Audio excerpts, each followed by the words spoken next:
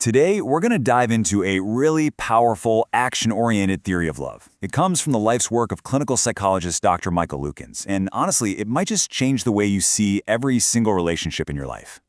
So it all starts with a story about Dr. Lukens' dog.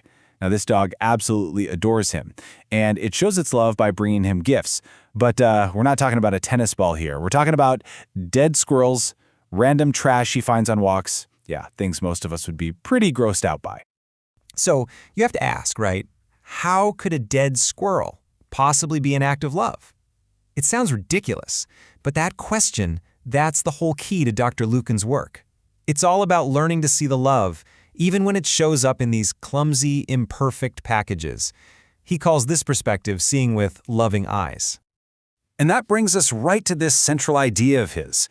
See, Dr. Lukens says that love isn't just some passive feeling that washes over us. It's not something that just happens. No, it's an active choice. It's a way of seeing and interpreting the entire world. So what does it actually mean to see with loving eyes? Well, it's about shifting your whole focus. Instead of getting stuck on the action itself, the dead squirrel on your doorstep, you choose to look for the intention behind it. You see the dog's desire to give something, to share, to connect. It's this fundamental switch in perspective that lets you see love where maybe you only saw a mess before. Now, this idea of loving eyes, it's not just some nice, fluffy sentiment. It's actually built on a really solid framework. Dr. Lukens has a very specific, actionable definition of what love is, and that's what makes this whole perspective possible. So let's break that down. He calls it Committed Benevolent Interest, or CBI for short. And with CBI, love isn't a fleeting emotion. It's a sustained, active engagement. It's something you do, not just something you feel. And it's made up of 3 simple but really powerful parts: commitment, benevolence, and interest. And what's amazing is how kids they get this instinctively. Giving away your French fries without expecting any back, that's pure benevolence. Mommy giving daddy the best piece of chicken, that's a committed, benevolent act. A dad waving from a crowd when you're scared, that is pure, active interest. And Billy, at just 4 years old, he knows love means your name is safe in someone's mouth. Wow. But that last one, from a 4-year-old, comforting a grieving neighbor, what did you do? Nothing. I just helped him cry.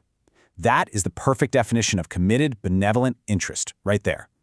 So if love is this simple, this action-based thing that even a little kid can understand, why is it so hard for us as adults? Why do we struggle so much to practice it and even to see it? What gets in the way? Well, according to Dr. Lukens, one of the biggest roadblocks is something he calls the scarcity presupposition. It's this deep-down belief that love is a limited resource, like there's only so much to go around. And if you believe that, then of course you're going to see love as a competition. But the alternative, the source mindset, it just flips that whole idea on its head. It says love isn't something you go out and get. It's something you generate from inside yourself. But there's another barrier, one that's even more sneaky. And it really gets to the core of so many of our problems in relationships. It's our own powerful, almost primal need to avoid feeling guilty. Dr. Lukens lays out this really destructive but predictable path. It starts when we do something that goes against our own values. That creates guilt. But because guilt feels awful, we try to get rid of it. So we start telling ourselves little stories, justifications. Oh, they deserved it, or they're not that great anyway. We twist reality. And over time, that self-deception, it hardens into contempt. We start seeing the other person as somehow less than or undeserving. And once you're in a state of contempt, love just can't survive. Okay, so if the scarcity mindset and running from our own guilt are the poisons, what's the antidote? How do we fix this? Well, this is where Dr. Lukens' work gives us a really powerful, really hopeful shift in thinking. This quote just says it all, doesn't it? The focus completely changes. You stop waiting for the world or for other people to be perfect before you decide to love them. Instead, you decide to love them right now, just as they are, imperfections and all. So here it is. This is the real game changer. The true power isn't in finding perfect love or receiving it from an imperfect world.